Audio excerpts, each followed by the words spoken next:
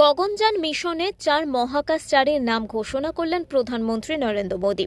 মঙ্গলবার কেরলের তিরুঅনন্তপুরমে Vikram Sarabhai space centre থেকে 4 জনের নাম ঘোষণা করেন প্রধানমন্ত্রী। 4 মহাকাশচারী হলেন group captain Prashanth Balakrishnan Nair, group captain Ajit Krishnan, group captain Angad Pratap এবং উইং কমান্ডার শুভ্রাংশু শুক্লা। 4 জনই ভারতীয় বায়ুসেনার আধিকারিক।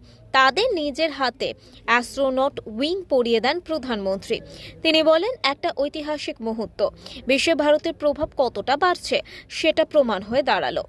21वीं सदी के भारत की सफलता में आज आपका नाम भी जुड़ गया है। आप